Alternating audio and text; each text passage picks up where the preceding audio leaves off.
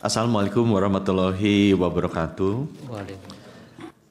Yang mulia Ketua dan anggota Majelis Hakim Mahkamah Konstitusi Republik Indonesia, yang terhormat Dewan Perwakilan Rakyat, yang terhormat para pemohon dan kuasanya.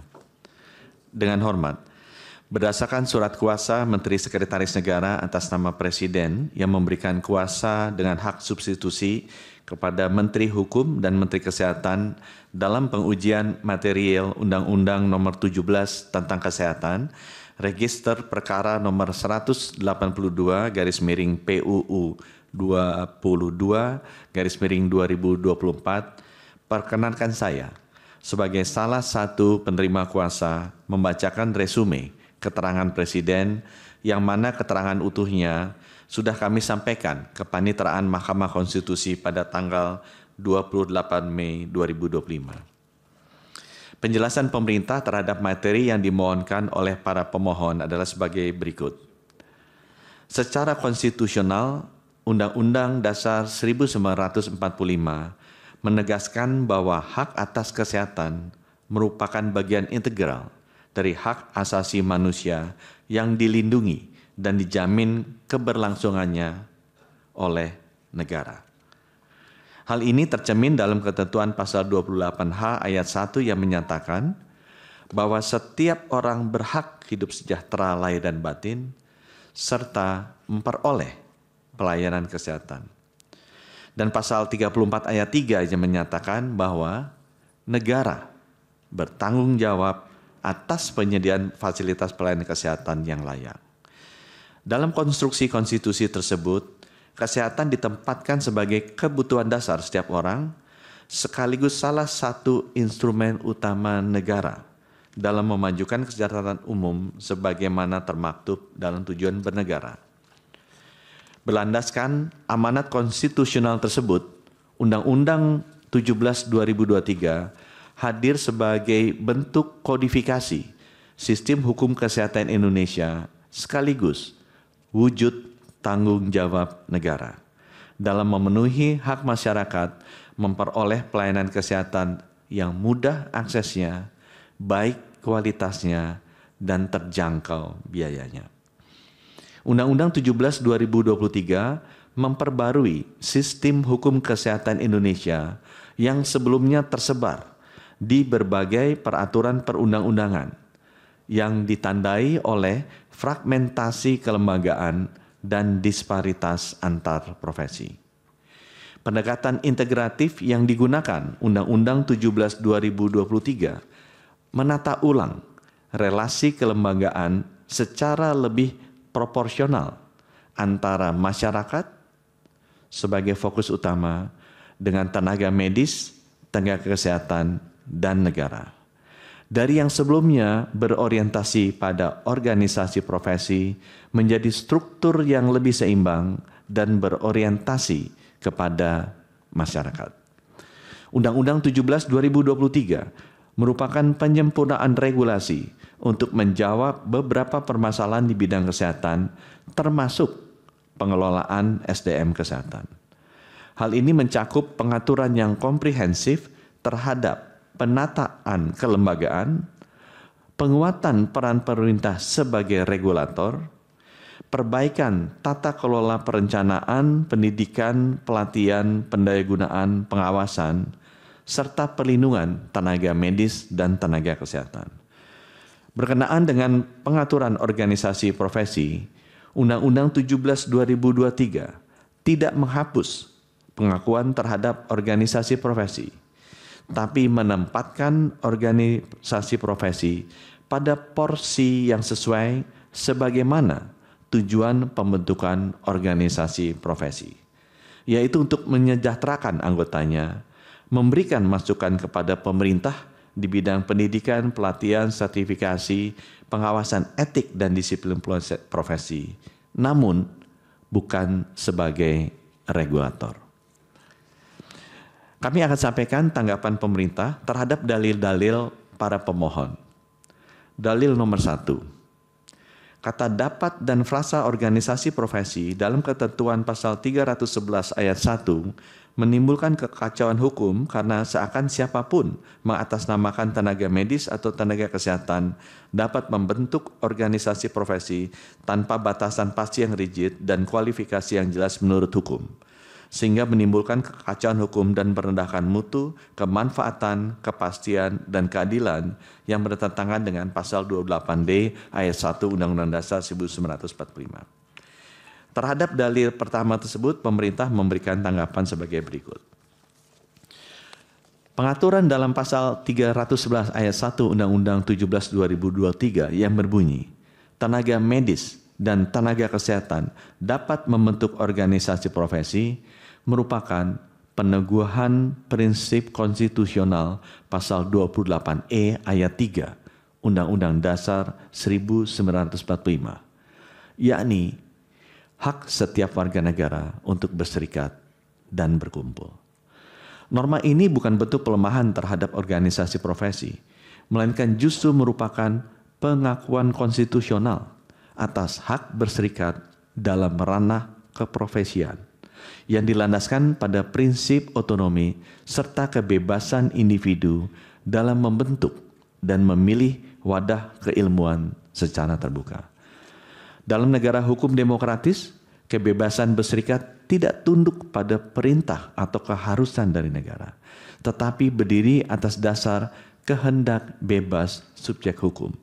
Norma ini juga menempatkan organisasi profesi selaras dengan sistem hukum kesehatan nasional yang bersifat inklusif dan bukan eksklusif. Oleh karena itu, pengaturan ini dengan tepat menghindari pendekatan yang menempatkan organisasi profesi sebagai satu-satunya wadah tunggal yang wajib diikuti, yang pada masa lalu berpotensi menimbulkan dominasi kelembagaan yang menghalangi keberagaman pandangan, mengabaikan ketidakpuasan anggota, tidak adanya check and balances, dan bias representasi dari setiap profesi. Dalil nomor 2, yaitu ketentuan pasal 268 ayat 1 yang bermakna membubarkan Konsil Kedokteran Indonesia dalam Undang-Undang Praktek Kedokteran, bahkan menggabungkan dengan Konsil Tenaga Kesehatan ke dalam konsil yang dibentuk ke dalam Konsil Kesehatan Indonesia. Oleh karena itu, norma ini bertentangan dengan putusan MK nomor 82/PUU 13/2015 yang memisahkan Konsil Kedokteran Indonesia dengan Konsil Tenaga Kesehatan Indonesia. Terhadap dalil nomor 2 tersebut dari pemohon, pemerintah memberikan tanggapan sebagai berikut. Pembentukan konsil dalam pasal 268 ayat 1 merupakan ranah administrasi negara yang dimaksudkan untuk memperkuat akuntabilitas, koordinasi, dan efektivitas dalam pengawasan serta pembinaan profesi kesehatan.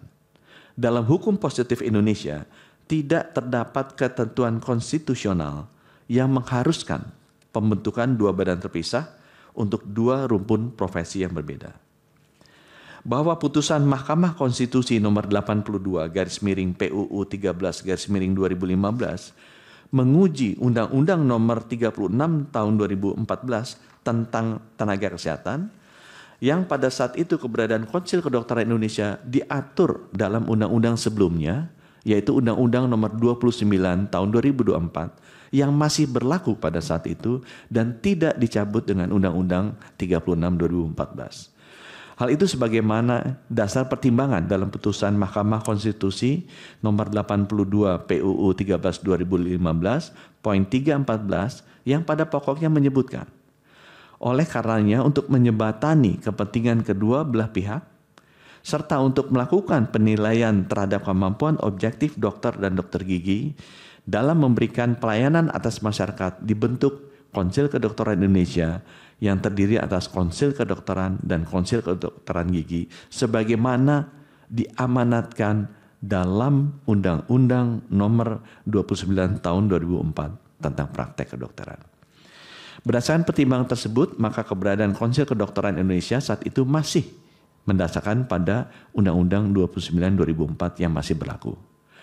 Namun dengan berlakunya Undang-Undang 17 2023 ini, Undang-Undang 29 2004 sudah dicabut dan tidak berlaku lagi.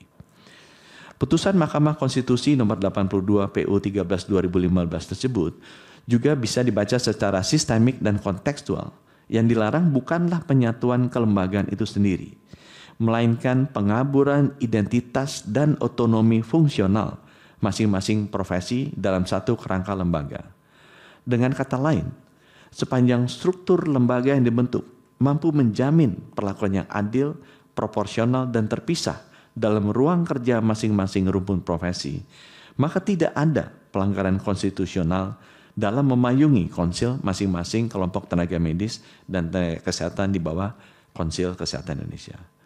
Dalam konteks itu pula, pasal 268 Undang-Undang 17/2023 tidak hanya menetapkan keberadaan konsil, tapi juga membuka ruang bagi pengaturan internal dalam konsil untuk membedakan fungsi dan pengorganisasian antara tenaga medis dan tenaga kesehatan secara proporsional.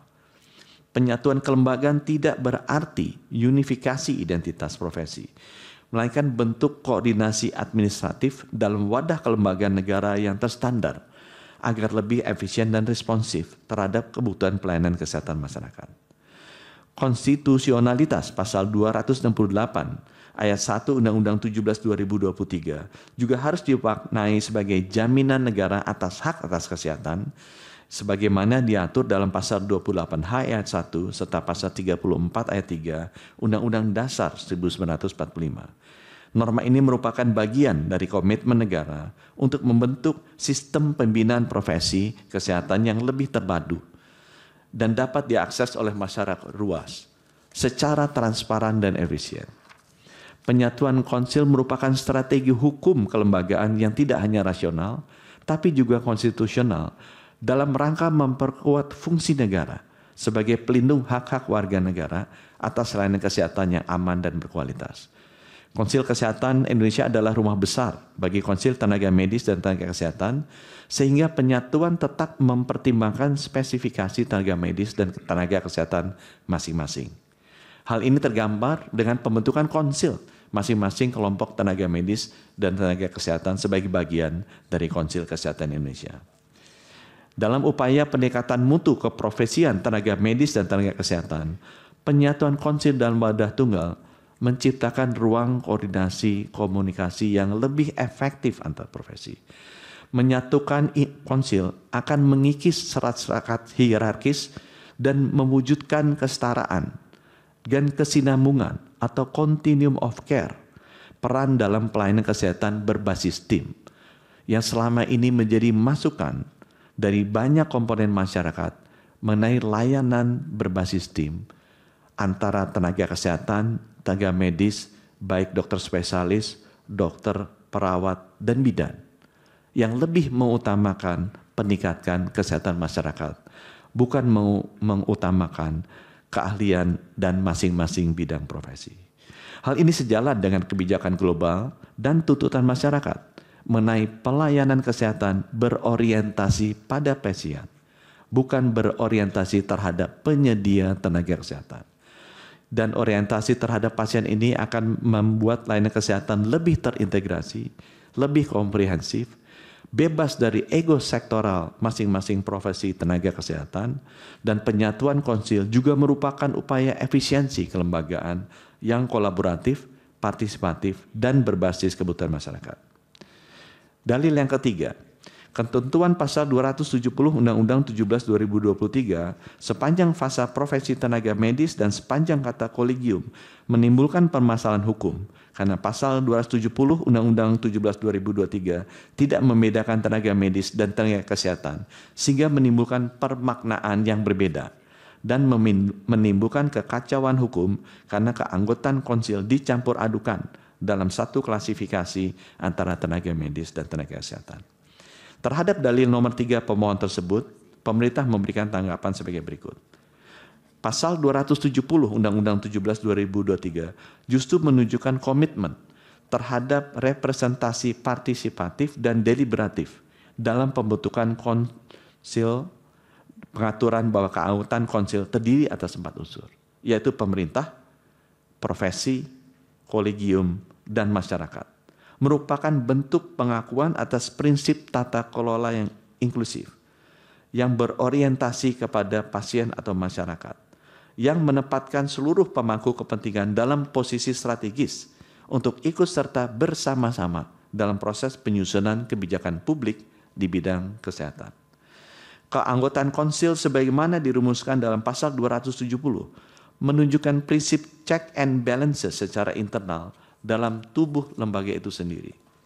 Unsur pemerintah menjamin keterpautan dengan kebijakan negara. Unsur profesi menjamin keotentikan kepentingan profesi di lapangan. Unsur kolegium menjamin kredibilitas keilmuan, dan unsur masyarakat yang paling penting merupakan manifestasi kontrol sosial sebagai penerima manfaat.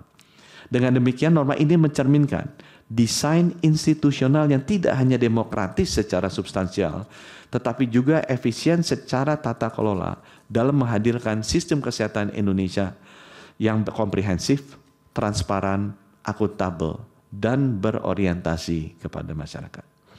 Unsur profesi tidak hanya merujuk pada perkumpulan organisasi tertentu, dimasukkan untuk memberikan kesempatan yang lebih luas bagi setiap tenaga medis dan tenaga kesehatan atas dasar prinsip representasi partisipatif. Unsur profesi yang tidak dibatasi hanya berasal dari organisasi profesi juga merupakan pengakuan legal terhadap pentingnya suara profesi dalam proses pembuatan kebijakan publik yang berkaitan langsung dengan ranah kerjanya tanpa adanya konflik kepentingan dari organisasi profesinya. Keanggotaan konsil juga harus mencerminkan kepentingan publik, kepentingan masyarakat, bukan hanya kepentingan organisasi profesi semata, sehingga kebijakan yang diambil lebih akuntabel dan berpihak kepada kepentingan masyarakat luas. Bahwa unsur kolegium dan keanggotaan konsil sebagaimana pasal 270 merujuk pada pengaturan kolegium sebagaimana tercantum dalam ketentuan pasal 272 Undang-Undang 17/2003, di mana kolegium dibentuk oleh setiap kelompok ahli, tiap disiplin ilmu kesehatan, dan tidak lagi merupakan badan di bawah organisasi profesi. Kolegium bertugas menyusun standar kompetensi untuk setiap disiplin ilmu kesehatan. Penetapan standar kompetensi ini menentukan siapa boleh melakukan apa, sehingga berdampak langsung pada akses masyarakat terhadap layanan kesehatan, kualitas, dan harga yang terjangkau. Standar kompetensi yang dibuat semakin spesialistik dapat membuat masyarakat di daerah terpencil kesulitan mendapatkan akses tersebut karena keterbatasan tenaga spesialis dan subspesialis. Oleh karena itu, penyusunan standar kompetensi harus mengutamakan kepentingan masyarakat, harus berorientasi kepada kebutuhan masyarakat luas, dan bebas dari konflik kepentingan kelompok profesi tertentu yang ingin agar tindakan-tindakan atau kompetensi tertentu hanya dilakukan oleh profesi tertentu, dengan tujuan memastikan akses yang merata, menjaga mutu, dan juga harga yang terjangkau bagi layanan kesehatan masyarakat. Pemerintah memberikan contoh dampak penyusunan standar kompetensi dengan kecenderungan semakin spesialistik yang berdampak negatif bagi akses terhadap masyarakat, yaitu pada pelayanan cuci darah atau hemodialisa. Sebelum tahun 2008, belum ada regulasi nasional yang mengatur kewenangan dokter dalam cuci darah. Kompetensi dasar cuci darah masih diperkenalkan saat program pendidikan dokter spesialis penyakit dalam yang disusun oleh kolegium. Layanan cuci darah dapat dilakukan oleh dokter spesialis penyakit dalam yang merupakan dokter wajib yang harus ada di semua rumah sakit tipe C. Dan sampai sekarang terus dikejar dan kita belum berhasil memenuhi 514 kabupaten kota dengan dokter spesialis penyakit dalam untuk melakukan layanan hemodialisa yang banyak dialami oleh masyarakat kita. Tahun 2008, Kementerian Kesehatan bersama Perhimpunan Nefrologi Indonesia menerbitkan pedoman pelayanan hemodialisis di sarana pelayanan kesehatan dengan standar ketenagaan yang serupa dengan konsensus hemodialisis dari Pernefri, Perhimpunan Nefrologi Indonesia, yang telah diterbitkan 5 tahun sebelumnya, yaitu bahwa kualifikasi supervisor unit hemodialisa harus spesialis penyakit dalam dan subspesialis konsultan ginjal dan hipertensi. Penanggung jawab adalah spesialis penyakit dalam, subspesialis konsultan ginjal hipertensi, atau spesialis penyakit dalam dengan pelatihan hemodialisis. Pelaksananya adalah dokter umum dengan pelatihan hemodialisis. Ini mengubah secara drastis akses yang diberikan kepada masyarakat yang sebelumnya diberikan oleh spesialis penyakit dalam saja. Tahun 2009 diperkuat dengan standar profesi dokter spesialis penyakit dalam, terbitan dari Perhimpunan Dokter Spesialis Penyakit Dalam Indonesia atau PAPDI, yang mencantumkan bahwa hemodialisis adalah keterampilan tersertifikasi hingga dokter spesialis penyakit dalam yang sudah kita sebar hampir ke 514 kabupaten kota yang belum kita bisa penuhi kebutuhannya, tidak lagi memperoleh keterampilan ini selama pendidikan dasar. Keterampilan ini ditarik ke atas untuk spesialis penyakit dalam, subspesialis ginjal hipertensi yang sangat sedikit jumlahnya di negara ini. Tahun 2010 standar ketenagaan pelayanan hemodialisis semakin diperketat melalui peraturan Menteri Kesehatan nomor 812 yang meliputi supervisor. Itu yang Pak Menteri baca itu ringkasan yang mana itu?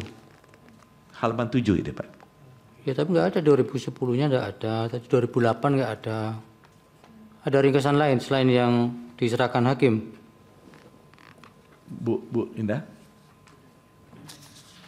Iya, ini ada ringkasan baru itu dia kan. Udah diserahkan ke sana. Serahkan dia tapi beda. Nanti diserahkan yang dibaca Pak Menteri ini ya, Ya. supaya melengkapi. Ini tidak ada tadi yang 2008 tidak ada. Yang ada 2003 dan 2009. 2010 juga nggak ada Pak. Nanti serahkan ya. Ya. Baik Pak. Lanjut Pak. Saya lanjut Pak. Tahun 2010 standar ketenagaan pelayanan hemodialisis semakin diperketat melalui peraturan Menteri Kesehatan nomor 812 yang meliputi supervisor harus spesialis penyakit dalam, subspesialis ginjal hipertensi, dan penanggung jawab minimal dokter spesialis penyakit dalam dengan pelatihan hemodialisis. Tidak ada lagi peran dokter umum sebagai pelaksana. Tahun 2014 hal ini semakin ditegaskan melalui standar kompetensi dokter spesialis penyakit dalam dari Kolegium Ilmu Penyakit Dalam atau PAPDI yang disahkan oleh Konsil Kedokteran Indonesia bahwa kompetensi hemodialisis oleh spesialis penyakit dalam yang sudah kita sebarkan ke 514 kabupaten kota hanya terbatas pada diagnosis dan rujukan. Tahun 2018, standar ketenagaan ini semakin diperketat dengan peraturan Konsil Kedokteran Indonesia nomor 54 tentang registrasi kualifikasi tambahan dokter spesialis bahwa penanggung jawab pelayanan cuci darah yang sebelumnya dapat dilakukan oleh spesialis penyakit dalam dengan pelatihan hemodialisis 3 bulan harus ditingkatkan menjadi spesialis penyakit dalam dengan fellowship minimal 6 bulan dan mendapatkan sertifikat kompetensi tambahan. Pengetatan demi pengetatan ini yang mulia mengakibatkan akses masyarakat terhadap layanan hemodialisis semakin sulit. Banyak penderita yang harus cuci darah tidak bisa mendapatkan akses. Dari target 569 rumah sakit jejaring pengampuan ginjal di 514 kabupaten kota, baru 338 rumah sakit yang memiliki spesialis penyakit dalam, subspesialis ginjal hipertensi.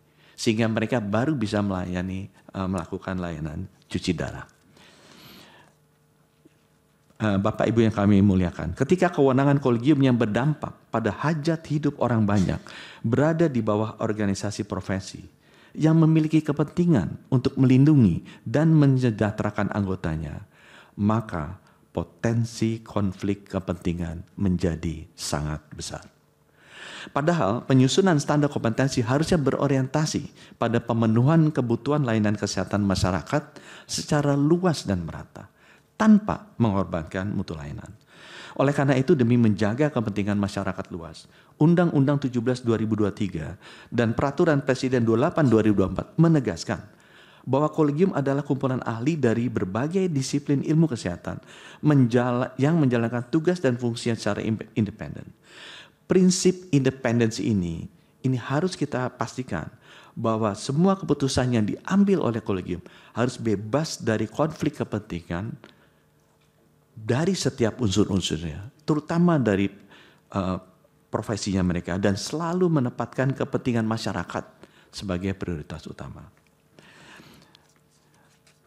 Masukan yang keempat dari pemohon adalah Ketentuan pasal 272 ayat 1 Undang-Undang 17 2023 sepanjang frasa kelompok ahli merupakan norma yang terbuka dan tanpa batasan jelas serta kriteria pasti sehingga menimbulkan ketidakpastian hukum, dan frasa ilmu kesehatan tidak konstitusional bersyarat sepanjang untuk tenaga medis body of knowledge dari ilmu kedokteran memiliki karakteristik dan pendidikan profesi yang berbeda dengan ilmu kesehatan serta kolegium secara konsisten berbeda dengan kolegium untuk tenaga kesehatan.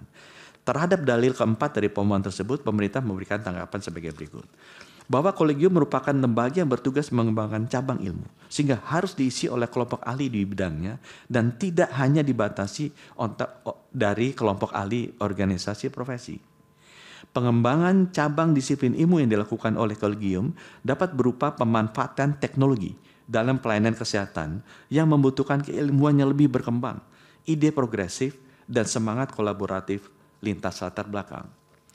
Sehingga kelompok ahli tidak harus dibatasi hanya berasal dari organisasi profesi. Perkembangan teknologi kesehatan dan kedokteran akhir-akhir ini sudah berkembang ke teknologi-teknologi baru seperti pelayatan kesehatan dengan robotic surgery, pelayanan kesehatan dengan menggunakan bioteknologi, pelayanan kesehatan dengan menggunakan artificial intelligence, pelayanan kesehatan dengan menerapkan kedokteran presisi, telemedicine yang menyesuaikan dengan karakteristik tiap individu termasuk genetiknya. Kombinasi antara keahlian yang dimiliki oleh dokter-dokter yang sudah lama berbakti dan ilmu-ilmu baru dari dokter-dokter muda dan komponen-komponen keilmuan baru yang masuk secara agresif untuk meningkatkan layanan kesehatan masyarakat. Pembatasan kelompok ahli hanya dari organisasi profesi justru akan melanggar hak masyarakat dan tidak memberikan kesempatan bagi tenaga medis, tenaga kesehatan muda yang modern, yang secara luas untuk berkontribusi dalam peningkatan pelayanan kesehatan. Penggunaan frasa kelompok ahli yang tidak hanya dibatasi kelompok ahli organisasi profesi merupakan upaya negara untuk menjamin bahwa setiap kelompok ahli dalam tiap cabang ilmu kesehatan tanpa melihat afiliasi organisasinya memiliki kedudukan yang setara. Ketentuan ini membuka peluang yang lebih adil dan seimbang, bahwa siapapun kelompok keilmuan yang memenuhi syarat kalian dapat membentuk kolegium. Hal ini memperkuat prinsip non-diskriminasi dan pembentukan lembaga dan memperluas partisipasi konstitusional para ahli tanpa perlu melalui saringan-saringan secara eksklusif dalam struktur organisasi profesi yang bersifat privat. Bahwa pengaturan kolegium dalam Undang-Undang 17 2023 mencakup seluruh cabang disiplin ilmu kesehatan, termasuk ilmu kedokteran, di mana dalam pelaksanaan pengembangan cabang disiplin ilmu berlaku ketentuan yang sama antara ilmu kedokteran dan ilmu non-kedokteran. Apabila frasa ilmu kesehatan dirubah menjadi ilmu kedokteran, justru akan mempersempit cakupan ilmu dalam pasal AKO dan menghilangkan pengembangan potensi cabang disiplin ilmu kesehatan lainnya. Hampir di seluruh dunia, menterinya Menteri Kesehatan dan juga perguruan tingginya adalah School of Medicine. Jarang sekali kita menemukan yang namanya School of Doctors atau Menteri Kedokteran. Karena memang cabang ilmu dari kesehatan itu lebih luas dari cabang ilmu dari kedokteran. Pertentangan dengan pemenuhan hak konstitusional atas peningkatan mutu pelayanan kesehatan yang dapat diperoleh melalui pengembangan disiplin ilmu kesehatan secara komprehensif. Penggunaan frasa ilmu kesehatan mencakup semua aspek yang berkaitan dengan kesehatan, kedokteran, keperawatan, kebidanan, farmasi, kesehatan masyarakat, gizi, dan cabang-cabang keilmuan modern lainnya yang sekarang mulai masuk berkontribusi terhadap sektor kesehatan, yaitu cabang keilmuan robotics technology, robotic surgery, cabang keilmuan bioteknologi untuk precision medicine dan pengobatan presisi, cabang keilmuan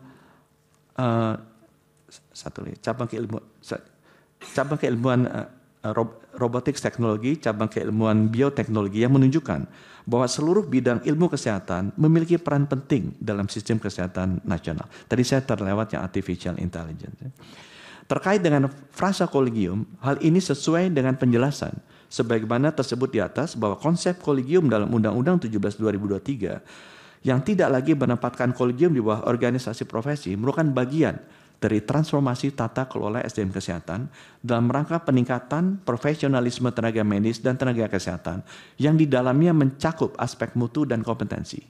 Untuk itu posisi kolegium diperkuat dan ditarik menjadi alat kelengkapan konsil agar lebih fokus dalam ranah pengembangan keilmuan dan pendidikan yang akan mendukung pemerintah dalam upaya penyediaan pelayanan kesehatan yang mudah diakses.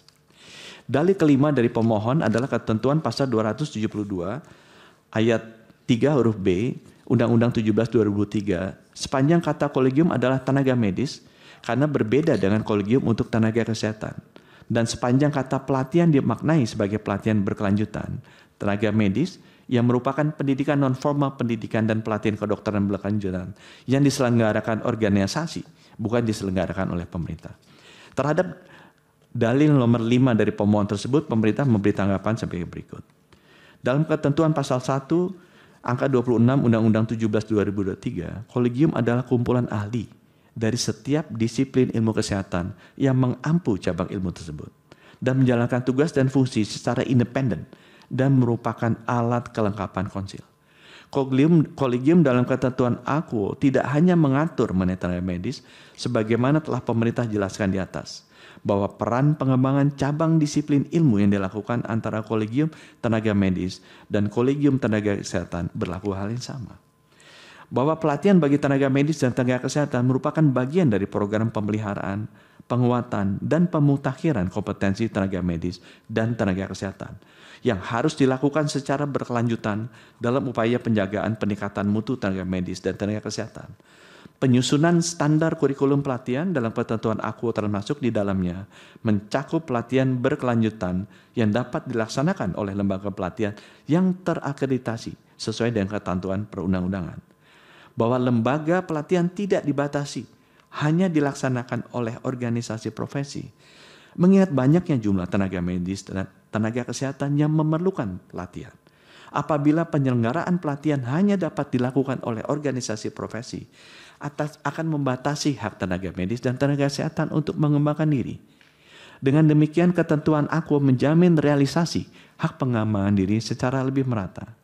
Saat ini telah dilaksanakan pelatihan bidang kesehatan yang dilakukan oleh lembaga pelatihan terakreditasi, baik organisasi profesi, baik perguruan tinggi maupun universitas, baik fasilitas pendidikan pemerintah, baik fasilitas juga milik pendidikan masyarakat, antara lain lembaga penelitian yang dimiliki oleh fasilitas kesehatan, perguruan tinggi, organisasi profesi. Dalil yang ke-6 dari pemohon, ketentuan pasal 258 ayat 2 sepanjang fasa pemerintah pusat dan atau lembaga pelatihan terakreditasi oleh pemerintah pusat bertentangan dengan Undang-Undang Dasar 45 sepanjang tidak dimaknai organisasi profesi dan atau lembaga pelatihan yang terakreditasi oleh organisasi profesi.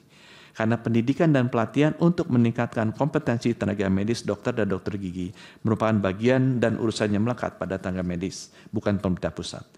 Terhadap dalil ke-6 tersebut, pemerintah memberikan tanggapan sebagai berikut. Ketentuan pasal 258 ayat 2 Undang-Undang 17/2023 justru merupakan perwujudan dari kewajiban negara untuk membentuk sistem peningkatan kompetensi yang memiliki standar hukum yang jelas dan setara. Dalam konteks ini peran pemerintah pusat sebagai penyelenggara atau pengakreditasi lembaga pelatihan tidak bertentangan dengan prinsip equality before the law, tapi justru diperlukan untuk menjamin adanya standar nasional yang seragam. Pasal 258 ayat 2 undang-undang ini tidak melarang pelatihan oleh siapapun, tidak melarang, tetapi mensyaratkan pelatihan tersebut harus berada dalam standar akreditasi nasional. Hal itu justru memperluas ruang partisipasi lembaga-lembaga pendidikan dan pelatihan di luar organisasi profesi, termasuk perguruan tinggi, termasuk lembaga pelatihan swasta. Dengan demikian norma ini tidak membatasi, melainkan menginklusikan pengembangan kompetensi secara nasional melalui mekanisme akreditasi. Akreditasi oleh pemerintah bukan bentuk intervensi ke ranah ilmuwan, melainkan bentuk kontrol terhadap mutu pelatihan dilaksanakan oleh berbagai lembaga, termasuk organisasi profesi, institusi pendidikan tinggi, rumah sakit pendidikan, dan juga organisasi-organisasi masyarakat yang lulus akreditasi lainnya, yang diberikan oleh tenaga medis dan tenaga kesehatan sesuai kompetensinya. Peran negara dalam penyelenggaraan pelatihan juga tidak dapat dilepaskan dari tanggung jawab kita dalam pasal 34 ayat 3 Undang-Undang Dasar 1945 bahwa penyediaan layanan kesehatan yang layak adalah tanggung jawab negara. Penyediaan layanan kesehatan yang layak perlu didukung oleh tenaga medis dan tenaga kesehatan yang kompetensi yang terjaga. Dalil nomor 7 dari pemohon mengenai ketentuan pasal 264 ayat 1 huruf B Undang-Undang 17 2023 sepanjang frasa tempat praktek bertentangan dengan Undang-Undang Dasar 1945 sepanjang tidak dimaknai tempat praktek dengan rekomendasi organisasi profesi sepanjang untuk tenaga medis. Karena meniadakan syarat rekomendasi organisasi profesi dalam menerbitkan SIP tenaga medis adalah meniadakan hak konstitusional pemohon atas perlindungan dan kepastian hukum yang adil bagi tenaga medis sesuai pasal 28D ayat 1 Undang-Undang Dasar 45. Terhadap dalil ke-7 tersebut, pemerintah memberikan tanggapan sebagai berikut. Dihilangkannya rekomendasi organisasi profesi pada prinsipnya untuk menyederhanakan birokrasi perizinan tenaga medis dan tenaga kesehatan sebagai upaya pemerintah dalam meningkatkan kualitas pelayanan publik. Dalam menerbitkan izin praktek, negara harus memegang kendali penuh karena negaralah yang bertanggung jawab memberikan perlindungan publik, akuntabilitas demokratis, dan keadilan sosial dalam sistem kesehatan nasional sehingga dapat menjamin setiap warga negara untuk memperoleh pelayanan kesehatan yang layak. Kewajiban rekomendasi organisasi profesi sebagai salah satu syarat penerbitan surat izin praktek justru membatasi hak warga negara untuk mendapatkan pekerjaan dan penghidupan yang layak. Karena menambah persyaratan di luar aspek pemenuhan kompetensi yang telah dipersyaratkan sebelumnya melalui surat tanda registrasi dan sertifikat kompetensi. Pengaturan sebelumnya yang mempersyaratkan rekomendasi organisasi profesi untuk penerbitan izin praktek menimbulkan beberapa masalah dan hambatan bagi tenaga medis dan tenaga kesehatan untuk menjalankan praktek keprofesiannya. Sementara terdapat kebutuhan peningkatan pemerataan dan akses layanan kesehatan yang harus diterima masyarakat. Permasalahan dan hambatan di lapangan antara lain sulitnya mendapatkan rekomendasi untuk bagi lulusan perguruan tinggi. Sulitnya kita bekerja di daerah tertentu yang sudah ada senior-senior dokternya ada di sana dan tidak diberikannya rekomendasi untuk penambahan medis di satu rumah sakit atau di satu daerah tertentu. Dalil nomor 8 dari pemohon adalah ketentuan pasal 264 ayat 5 Undang-Undang 17 2023 sepanjang kata menteri bertentangan dengan Undang-Undang Dasar 1945 sepanjang tidak dimaknai untuk tenaga medis dilakukan oleh organisasi profesi. Karena pemenuhan kecukupan satuan kredit profesi adalah turunan dari penyelenggaraan pendidikan dan pelatihan berkelanjutan yang merupakan hal yang absah dan konstitusional dalam wewenang melekat pada organisasi profesi. Terhadap dalil ke-8 tersebut, pemerintah memberikan tanggapan sebagai berikut. Satuan kredit profesi merupakan indikator keprofesian atas upaya tenaga medis dan tenaga kesehatan untuk menjaga dan meningkatkan kompetensinya. Pengelolaan kecukupan SKP atau Satuan Kredit Profesi oleh Menteri tidak dapat dimaknai sebagai intervensi terhadap isi atau bentuknya, karena itu adalah wewenang dari kolegium. Penetapan SKP diberikan oleh kolegium sebagai pengampu cabang ilmu. Pengelolaan kecukupan SKP dilakukan oleh Menteri untuk membangun sistem administrasi berbasis data, digital, online untuk memastikan bahwa kegiatan dilakukan secara transparan, tercatat secara valid, dan dapat dicek langsung, dilihat oleh semua institusi penyelenggara kesehatan yang ingin mengetahui standar kompetensi para tenaga kesehatannya. Ini standarnya secara nasional sama dan tidak dipungut biaya, sehingga menghindari potensi komersialisasi satuan kredit profesi yang banyak dikeluhkan oleh dokter-dokter muda, apalagi yang tinggalnya jauh dari Jawa. Dalil nomor 9, ketentuan pasal 291 ayat 2 Undang-Undang 17 2023 sepanjang kalimat oleh konsil serta kolegium dan ditetapkan oleh menteri bertentangan dengan Undang-Undang Dasar 1945 sepanjang tidak dimaknai organisasi profesi karena standar profesi adalah domain profesi dan wewenang organisasi profesi bukan wewenang eksekutif atau menteri kesehatan. Standar profesi yang ditetapkan oleh menteri merupakan intervensi dan melanggar kemandirian profesi tenaga medis dan penentuan standar profesi. Terhadap dalil ke-9 tersebut, pemerintah memberikan tanggapan sebagai berikut. Standar profesi merupakan pedoman bagi tenaga medis dan tenaga kesehatan dalam menjalankan praktek profesinya, dalam rangka menjamin mutu pelayanan kesehatan termasuk keselamatan pasien. Pasal 291 ayat 2 Undang-Undang 17 2023 tidak memberikan kewenangan kepada menteri untuk menyusun standar profesi. Penyusunan substansi tetap dilakukan oleh konsil dan kolegium, yang konsil bertanggung jawab kepada presiden langsung melalui menteri, di mana konsil sebagai lembaga yang melaksanakan tugas ini untuk meningkatkan mutu praktik dan kompetensi tenaga teknis keprofesian, tenaga medis dan tenaga kesehatan, sedangkan kolegium sebagai lembaga yang berperan dalam pengembangan disiplin ilmu kesehatan. Penetapan oleh menteri adalah bentuk legalitas dari suatu standar yang telah melalui proses penyusunan oleh kolegium dan diverifikasi oleh konsil. Penetapan oleh menteri bukan intervensi, melainkan mekanisme formal dalam sistem negara untuk menjamin bahwa standar yang dimaksud dapat diimplementasikan. Bukan hanya merupakan himbauan, tapi merupakan regulasi yang valid dalam sistem ketatanegaraan Indonesia. Penetapan standar profesi oleh menteri merupakan bentuk keselarasan antara pengembangan ilmu dan pelaksanaan tugas negara dalam menjamin mutu pelayanan kesehatan. Tidak adanya standar nasional, di mana satu fasilitas kesehatan bisa berbeda dengan yang lain, kalau tidak ditetapkan oleh negara, justru akan menyebabkan keragaman mutu layanan, perbedaan kualitas layanan yang berbahaya dan tidak adil bagi hak konstitusional masyarakat. Dalil ke-10, ketentuan pasal 421 ayat 1 Undang-Undang 17 2023, sepanjang penyelenggaraan kesehatan bertentangan dengan Undang-Undang Dasar 1945, sepanjang tidak dimaknai untuk tenaga medis, dilakukan bersama organisasi profesi tenaga medis, karena pengawasan terhadap tenaga medis dalam penyelenggaraan layanan medis dalam hal tindakan medis melakukan praktek kedokteran adalah domain dan wewenang organisasi profesi, bukan pemerintah pusat dan pemerintah daerah. Terhadap dalil ke-10 tersebut, pemerintah memberikan tanggapan sebagai berikut. Dalam pelaksanaan praktek tenaga medis dan tenaga kesehatan, perlu dilakukan pengawasan yang bertujuan untuk mengendalikan penyelenggaraan pelayanan kesehatan agar efektif, kualitasnya baik, dan efisien, harga terjangkau.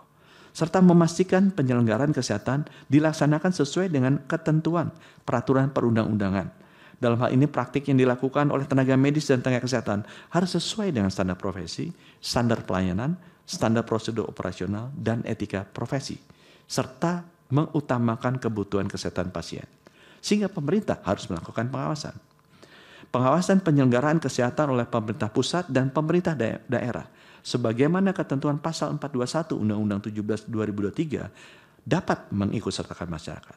Hal itu sejalan dengan konsep pengawasan sebagaimana diatur dalam pasal 1149 Peraturan Pemerintah Nomor 28 Tahun 2024 tentang Peraturan Pelaksanaan Undang-Undang Nomor 17 Tahun 2023 tentang Kesehatan, yang mengatur bahwa pengawasan penyelenggaraan kesehatan dapat melibatkan konsil, dapat melibatkan kolegium, majelis disiplin profesi, dapat melibatkan organisasi profesi, organisasi kemasyarakatan, dapat melibatkan akademisi dan juga pakar. Pengawasan oleh pemerintah pusat dan pemerintah daerah bukan untuk mengambil alih seluruh fungsi layanan atau profesi, melainkan untuk memastikan bahwa seluruh penyelenggaraan kesehatan, baik yang dilakukan oleh negara maupun oleh masyarakat, termasuk swasta dan profesi, sejalan dengan ketentuan peraturan perundang-undangan. Para pemohon keliru jika menafsirkan pengawasan berarti intervensi terhadap independensi profesi. Pengawasan oleh pemerintah pusat dan pemerintah daerah dapat melibatkan salah satunya organisasi profesi. Pengawasan diperlukan untuk menjalankan prinsip kehati-hatian dalam urusan pemerintah yang menyangkut keselamatan warga negara. Tanpa pengawasan oleh pemerintah, tidak akan ada mekanisme sistematis untuk memastikan mutu, kepatuhan standar, memastikan harga yang wajar, baik obat maupun layanan kesehatan, untuk kepentingan masyarakat. Oleh karena itu, frasa melakukan pengawasan terhadap setiap penyelenggara kesehatan harus dimaknai sebagai bentuk pengawasan teknis dan administratif yang merupakan tanggung jawab konstitusional pemerintah. Dalil nomor 11. Ketentuan pasal 442 Undang-Undang 17 2023 bertentangan dengan Undang-Undang Dasar karena ada kesenjangan yang tidak proporsional antara rumusan sanksi yang dikenakan dengan perbuatan yang dilarang dalam pasal 442. Perumusan sanksi pidana dalam pasal 442 adalah tidak bersesuaian sehingga menjadi pemidanaan yang menimbulkan kerugian konstitusional setiap orang termasuk para pemohon. Terhadap dalil nomor 11 tersebut, pemerintah memberi tanggapan sebagai berikut. Bahwa hak atas kesehatan sebagai dijamin dalam pasal 28H ayat 1 dan pasal 34 ayat 3 Undang-Undang Dasar 1945 tidak dapat dipisahkan dari jaminan atas keselamatan pasien. Penempatan tenaga medis dan tenaga kesehatan yang tidak memiliki SIP dalam suatu institusi pelayanan kesehatan merupakan bentuk kelalaian yang menimbulkan ancaman serius terhadap hak pasien atas layanan kesehatan yang bermutu. Berdasarkan hal tersebut, sanksi pidana dalam pasal 442 Undang-Undang 17 2023 bukan bentuk kriminalisasi administratif, melainkan bagian dari tanggung jawab negara dalam membentuk sistem hukum yang dapat mengatur dan mengawasi praktek keprofesian di bidang yang menyangkut keselamatan nyawa manusia. Apabila negara tidak menegaskan larangan ini dengan mekanisme sanksi, maka sistem perizinan akan kehilangan daya ikatnya dan masyarakat akan kehilangan perlindungan terhadap praktek tenaga medis dan tenaga kesehatan yang tidak kompeten. Dalam sistem hukum pidana, sanksi pidana terhadap pelaku yang mempekerjakan tenaga tanpa izin merupakan bentuk penegakan prinsip tanggung jawab dalam hukum administratif dan profesi, sebagaimana juga berlaku di sektor lain. Izin mengemudi, izin operasi rumah sakit, izin membangun, izin mengajar. Seseorang yang secara sadar menempatkan tenaga yang belum memiliki izin dalam memberikan pelayanan kesehatan harus memikul tanggung jawab hukum. Ketentuan ini justru menegakkan kepastian hukum baik bagi tenaga medis dan tenaga kesehatan yang baik, di satu sisi lain juga melindungi masyarakat dalam menerima layanan dari tenaga medis dan tenaga kesehatan yang juga kompeten. Sanksi pidana ini juga proporsional karena diberlakukan hanya kepada subjek hukum yang mempekerjakan secara tidak sah, bukan kepada semua pelaku hubungan kerja. Artinya norma ini tidak bersifat strict liability, tapi tetap tunduk pada prinsip tidak ada kejahatan tanpa kelalaian. Dalil yang terakhir nomor 12 dari pemohon. Ketentuan pasal 454 huruf C Undang-Undang 17 2023 bertentangan dengan Undang-Undang Dasar 45 karena mencabut Undang-Undang Praktek Kedokteran dan justru menggantinya dengan undang-undang baru yang substansinya lebih buruk dan menimbulkan kekacauan hukum pengaturan tenaga medis. Pengaturan mengenai praktek kedokteran dan pengaturan tenaga medis diatur secara tersendiri sebagai lex specialis ke dalam satu undang-undang tersebut. Terhadap dalil tersebut, pemerintah memberikan tanggapan sebagai berikut. Pasal 454 huruf C Undang-Undang 17 2023 merupakan norma transisi yang secara eksplisit dan tegas mencabut keberlakuan Undang-Undang 2009 nomor 29 2004 demi memberi fondasi normatif yang sah dan jelas atas sistem hukum kesehatan yang telah ditransformasi melalui Undang-Undang 17 2023. Bahwa ketentuan pasal AKO sesungguhnya bukan sekadar norma transisional administratif, melainkan bagian tidak terpisahkan dari sistem hukum yang baru yang dirancang oleh pembentuk undang-undang melalui mekanisme omnibus. Undang-Undang 17 2023 disusun bukan hanya untuk memperbarui substansi, melainkan untuk menata ulang bangun kelembagaan dalam sistem kesehatan negara, termasuk kedudukan profesi dan relasi keilmuannya dengan negara dan juga dengan masyarakat.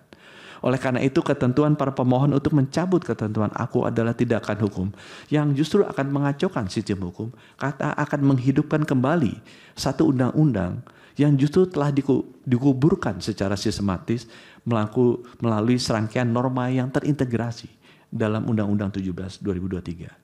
Bahwa membatalkan ketentuan AKO tidak hanya berarti meniadakan satu norma transisi, melainkan membatalkan seluruh konsekuensi sistemik dari berlakunya Undang-Undang 17 2023 tanpa melalui mekanisme pencabutan undang-undang secara eksplisit dan utuh. Hal ini jelas bertentangan dengan asas pembentukan peraturan perundang-undangan, asas kepastian hukum, serta asas kesatuan sistem hukum yang tertib dan logis. bahwa secara formal pendudukan Undang-Undang 17 2023 telah memenuhi syarat sesuai dengan tata cara penyusunan peraturan perundang-undangan dan hal ini dikuatkan dengan putusan Mahkamah Konstitusi nomor 130 PU 2023 yang pada pokoknya menyatakan bahwa teknis penyusunan Undang-Undang 17 2023 telah sesuai dengan lampiran 2 Undang-Undang 12 2023. Bahkan struktur dan sistematika Undang-Undang 17 2023 telah sesuai dengan kaidah pembentukan undang-undang yang baik dengan metode omnibus yang menetapkan struktur penomoran yang sistematis sehingga mudah dibaca dan dipahami oleh pengguna dan pemangku kepentingan. Petitum. Berdasarkan keterangan tersebut di atas, pemerintah memohon kepada Yang Mulia Ketua, Yang Mulia Anggota Majelis Hakim Mahkamah Konstitusi Republik Indonesia yang memeriksa, mengadili, dan memutus permohonan pengujian dapat memberikan putusan sebagai berikut. 1. Menerima keterangan Presiden secara keseluruhan. 2. Menyatakan bahwa para pemohon tidak mempunyai kedudukan hukum. 3.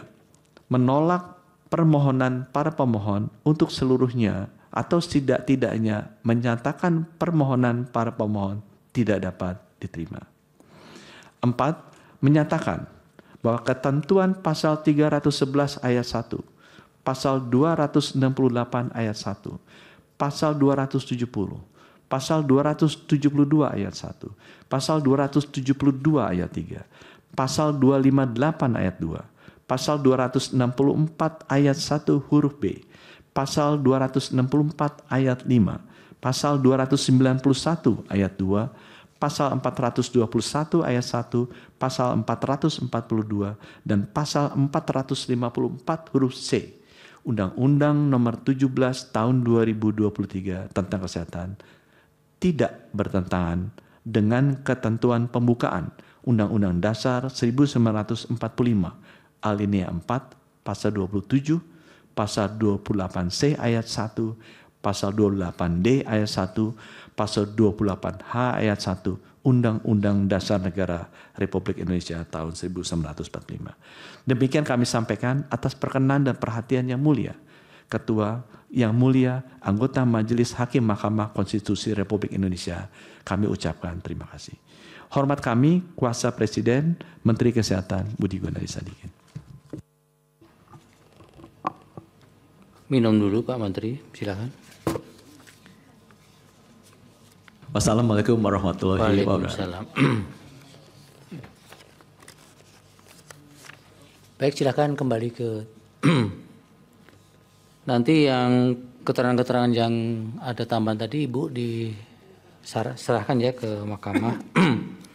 Ini jangan-jangan karena ada Pak Menteri sendiri yang akan membacakan terus ada tambahan-tambahan yang tidak diserahkan ke. Nah, ini berarti pesannya kuat bahwa sebaiknya Pak Menteri itu sering hadir di persidangan. Baik, ini karena banyak yang akan didalami, kebetulan Pak Menteri hadir. Jadi untuk pemberian keterangan dari pihak terkait mungkin tidak hari ini akan para hakim akan mendalami keterangan dari pemerintah dulu.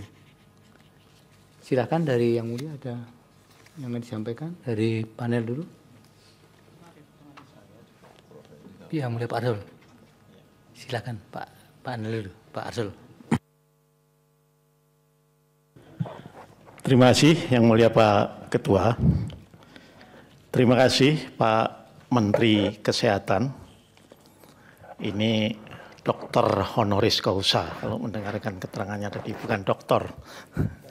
Ya, dokter honoris causa. Ya. Terima kasih sekali lagi dan tentu kami mengapresiasi atas penjelasan yang komprehensif.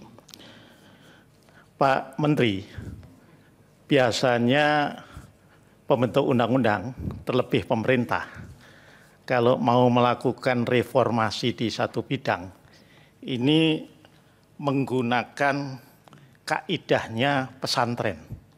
Ya.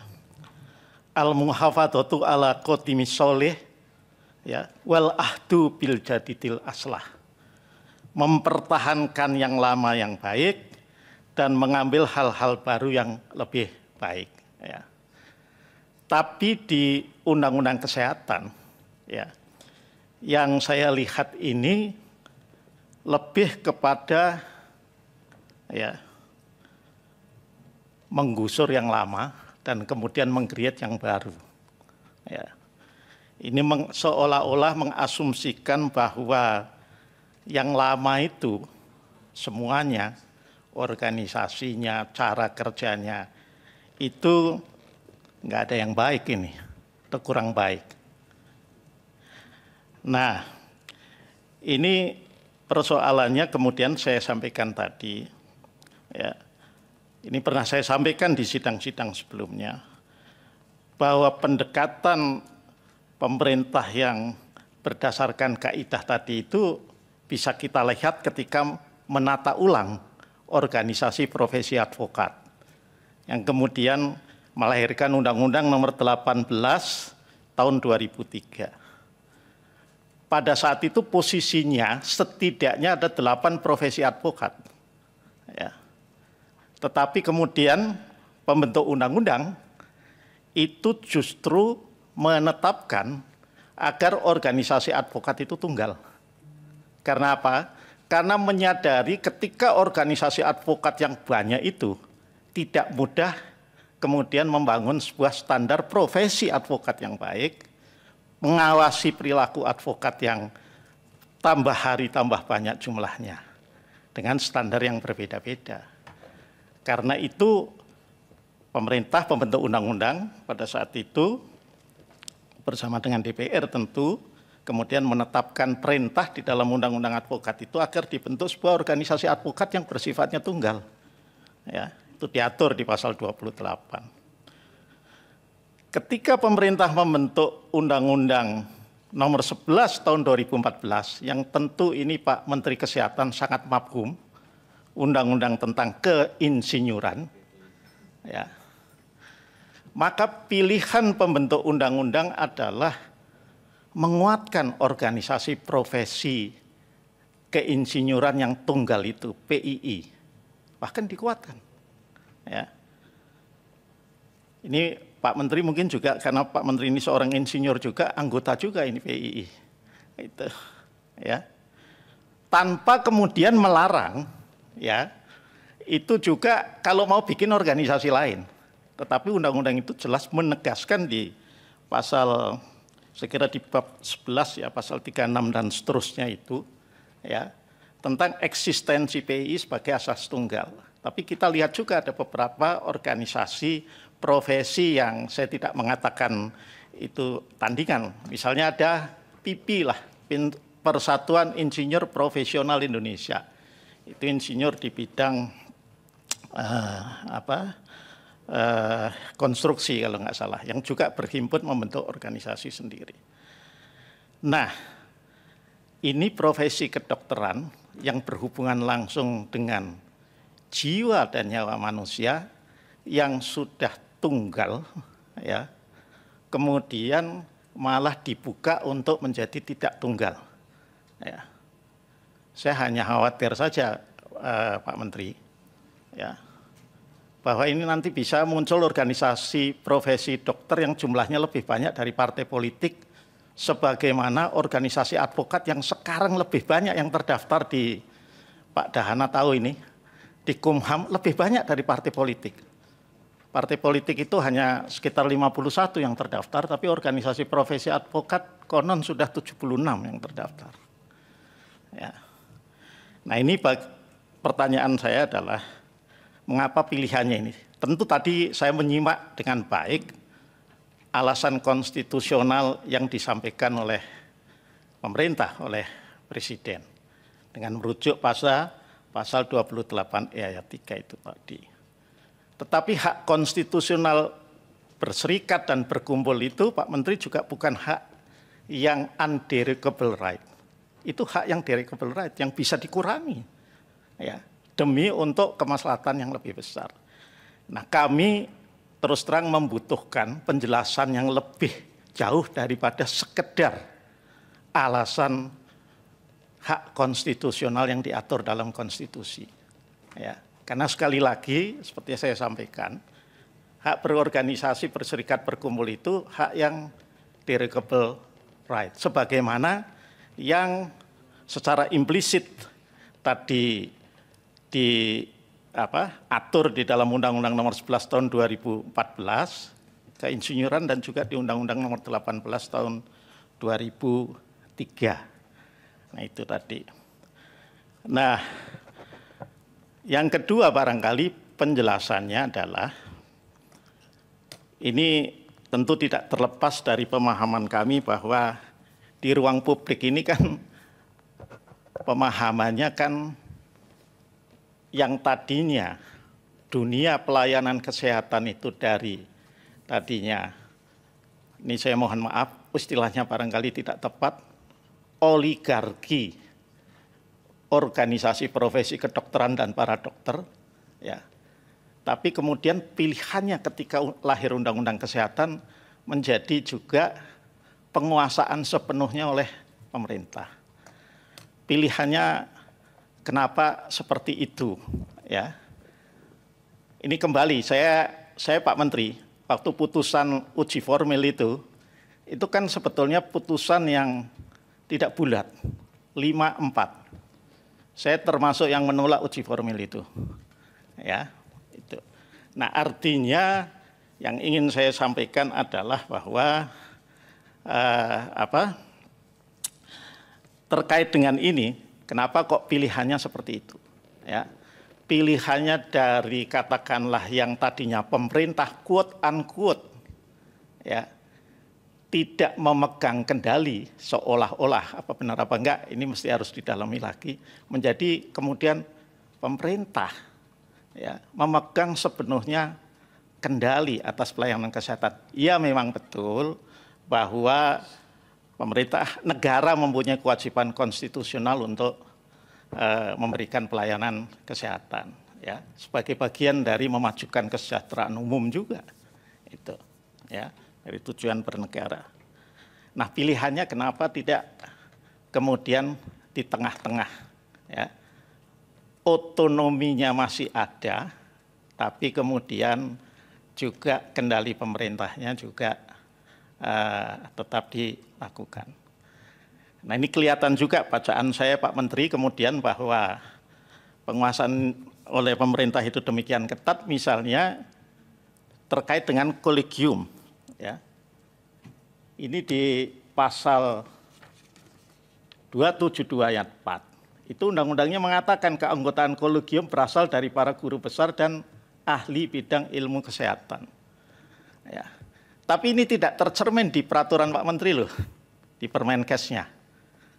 Ya, kata ini nggak ada, tuh. Ya, sehingga kemarin ya ada juga disebut yang kemudian ketua kolegium yang konon ini ya Pak Menteri ya, belum judgement ya, hanya karena kedekatan dengan Pak Menteri dan lain sebagainya.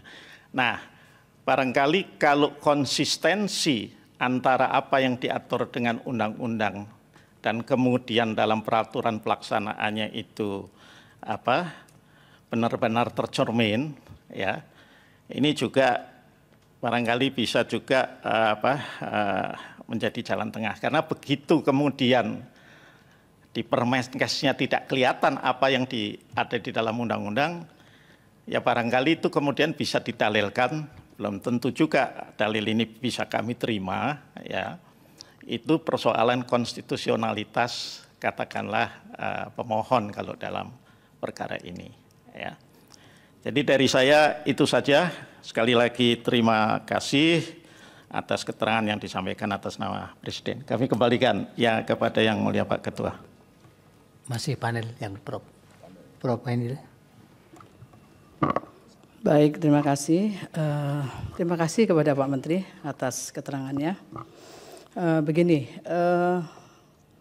ketika kemudian kita mencoba menyandingkan antara undang-undang yang ini adalah produk omnibus, itu kemudian dengan undang-undang yang lama, itu kan memang seharusnya di dalam produk yang baru ini paling tidak tergambarkan raison d'être-nya, asbabun nuzumnya paling enggak begitu. Apa sesungguhnya yang melatar belakangi Pak Menteri?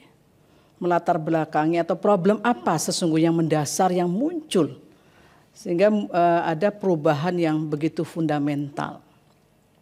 Ini yang kemarin juga saya minta kepada DPR juga untuk bisa memberikan kejelasan soal ini. Kenapa? Karena kalau diikuti di dalam Undang-Undang Kesehatan yang sekarang ini memang dia hal-hal yang menyangkut latar belakang itu tidak tampak, termasuk dalam penjelasan umum. Itu yang perlu mendapatkan saya kira poin penting bagi kami untuk ada apa istilahnya background study-nya untuk memahami lahirnya undang-undang ini, kenapa saja, ada apa saja di balik semua itu. Itu saya kira menjadi penting. Kenapa? Karena memang kalau yang dimohonkan pemohon ini kan hampir semuanya itu dia meminta untuk dihilangkan semua yang berkaitan dengan menteri itu dihilangkan, begitu kurang lebih. Ini apa sih sebetulnya yang melatar belakangi pada waktu yang lalu? Ketika organisasi profesi, kolegium masih di bawah organisasi profesi, ada persoalan apa di situ? Itu saya mohon untuk dapat diberikan penjelasannya nanti yang lebih komprehensif soal itu. Termasuk yang kemudian muncul yang tadinya dia single menjadi multi itu kan kemudian yang dikhawatirkan itu adalah dampaknya itu kira-kira ada nggak kepada standar yang berganda atau kemudian standarnya tidak tunggal lagi. Itu apakah ada dampak ke arah itu? Itu mohon nanti juga dapat diberikan penjelasan tambahan. Kenapa? Karena yang dimohonkan di sini ini salah satu yang dimohonkan menyangkut soal independensi, itu kan cukup kuat itu dijelaskan mengenai independensi dari kolegium. Nah ini sejauh mana sebetulnya jaminan peran kolegium itu bisa kemudian independen untuk dilaksanakan. Itu juga mohon dapat ada penjelasan soal itu. Termasuk menghilangkan kemungkinan khawatir standar yang tidak lagi satu tetapi kemudian standarnya menjadi ganda karena organisasinya tidak lagi tunggal itu. Termasuk contoh yang diambil di dalam, saya kebetulan membacanya yang keterangan lengkapnya Pak Menteri, yang keterangan lengkapnya justru yang saya baca, saya ikuti. Contoh misalnya yang di Korea, itu kan dia yang tadinya single menjadi multi organisasi. Itu apakah punya latar belakang yang sama dengan yang terjadi di Indonesia? Itu juga mohon nanti dapat keterangan soal itu. Kemudian yang berikutnya Pak Menteri, ini kan ada kekhawatiran juga, misalnya pasal 220 ayat 2. Menyangkut standar kompetensi yang disusun oleh kolegium dan ditetapkan oleh menteri. Ini sejauh mana Pak penetapan menteri itu sebetulnya bentuk dari besikingnya atau ada kemungkinan kemudian mengubah yang sudah ditetapkan oleh kolegium kemudian ini diubah ketika ditetapkan oleh menteri. Nah, ini kekhawatiran itu bagaimana Pak untuk menyikapinya? Karena kekhawatirannya kan menyangkut ini jangan-jangan nanti sentralistik larinya begitu Pak Menteri. Ini mohon nanti bisa ditambahkan uraian soal itu. Saya kira poin itu saja yang saya mohonkan untuk ditambahkan. Terima kasih.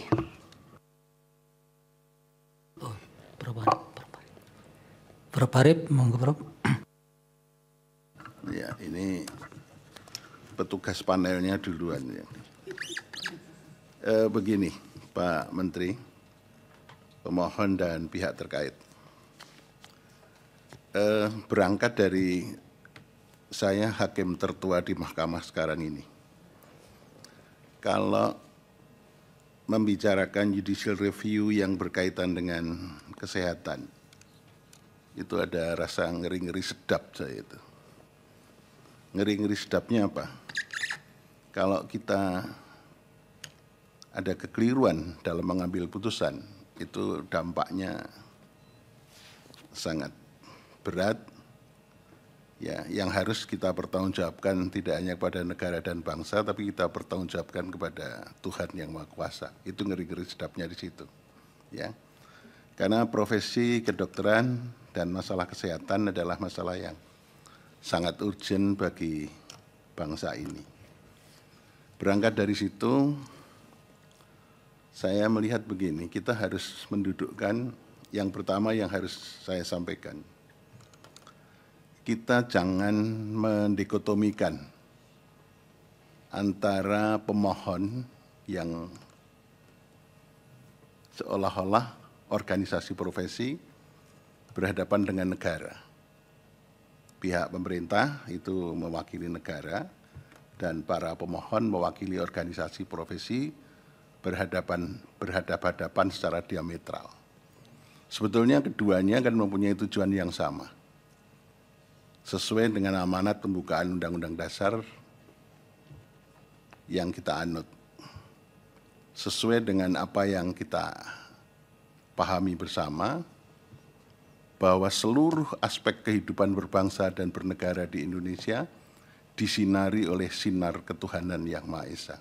Nah, oleh karena itu ya, organisasi profesi jangan menang-menangan, negara juga tidak boleh sok dominan yang juga menang-menangan. Dari posisi ini kita melihat, mari dalam persidangan ini tidak ada dikotomi antara organisasi profesi dan negara. Tapi kita mencari jalan keluar sebaik-baiknya bagaimana penataan di bidang kesehatan, di bidang profesi kedokteran ini dengan sebaik-baiknya untuk kepentingan negara dan bangsa. Itu yang harus kita pahami yang pertama. Dari situ maka saya melihat penataannya begini. Mari kita orientasikan pada outcome-nya. Outcome dari penataan yang diinginkan oleh undang-undang ini, apa sih tujuannya? Tujuannya adalah menurut saya yang sependek pengetahuan saya, agar supaya negara ini, bangsanya, rakyatnya sehat semua. Ilmu kedokteran di Indonesia maju, bisa bersaing dengan ilmu kedokteran yang dikembangkan, baik ilmu dan teknologinya bisa dikembangkan bersaing dengan negara-negara lain. Itu outcome-nya. Kita membangun atau menata undang-undang kesehatan ini. Jadi rakyatnya sehat, rakyatnya sejahtera, ilmu kedokteran dan teknologi kedokteran di Indonesia berkembang secara pesat, yang mampu bersaing di era global yang sudah tanpa batas ini. Dari outcome itu maka kita bisa melihat ada output-nya. Output-nya apa? Output-nya bisa kita rinci dari outcome itu. Maka penataannya semua harus kita arahkan pada kedua, output dan outcome itu. Outcome-nya ya itu tadi, penataan yang baik, supaya rakyat mendapat pelayanan kesehatan yang murah, memperoleh obat yang murah, menjadi sehat semua. Begitu juga profesi kedokteran dan para dokter ini sehat dan sejahtera dan juga kehidupannya baik. Ya, jadi pendidikan kedokteran juga menjadi murah, berpraktek kedokteran juga menjadi murah, untuk mendapat izin praktek juga murah, sehingga tidak membebani siapapun dan juga tidak membebani rakyat terutama. Dari output itu, maka mari kita pikirkan bersama menata undang-undang kesehatan ini dengan sebaik-baiknya. Jangan kemudian misalnya dalam permohonan, kita lihat permohonan ini apa yang dilakukan penataannya tidak baik semua, harus ditandakan bertentangan dengan Undang-Undang Dasar. Begitu juga dari Pak Menteri dan pemerintah mengatakan ini semua tidak bertentangan, bahwa ini sudah baik. Begitu juga pada pihak terkait. Kenyataan empirik sekarang sudah ada ID dan satunya yang dipimpin oleh Mas Janjang. Saya kebetulan kenal tentara itu ya dengan baik, karena bapak saya pernah dioperasi di RST Semarang, bapak mertua saya, oleh Mas Jajang. Jadi ada dua organisasi profesi ini. Mari kita kembalikan penataan sebaik-baiknya kalau saya itu. Nanti baru kita bisa melihat mana sih yang perlu kita perbaiki, kita putuskan melalui putusan MK, mana yang sudah dinyatakan bertentangan. Mari kita pikirkan bersama sehingga nanti para ahli yang didatangkan oleh pihak pemohon, para ahli yang didatangkan oleh pihak pemerintah dan pihak terkait pun akan memberikan kontribusi supaya hakim mendapat pencerahan, dapat memutus dengan sebaik-baiknya untuk memenuhi rasa keadilan dan kepastian hukum, menata undang-undang kesehatan ini dengan sebaik-baiknya yang kita arahkan untuk mencapai tujuan cita-cita pembukaan Undang-Undang Dasar 45. Itu yang bisa saya sampaikan. Mohon kita berpikir secara jernih untuk kepentingan bangsa dan negara. Terima kasih Pak Ketua. Baik, Prof. Yang mulia. Prof. Guntur, silakan Prof. Baik, terima kasih Yang Mulia Pak Ketua. Terima kasih Pak Menteri atas keterangan Presiden yang disampaikan. Pak Menteri, saya singkat saja terkait dengan kalau kita lihat keinginan pemohon ini kan ada 25 hal. Kalau istilah Pak Menteri tadi menyatukan dalam 12 isu. Dari berbagai macam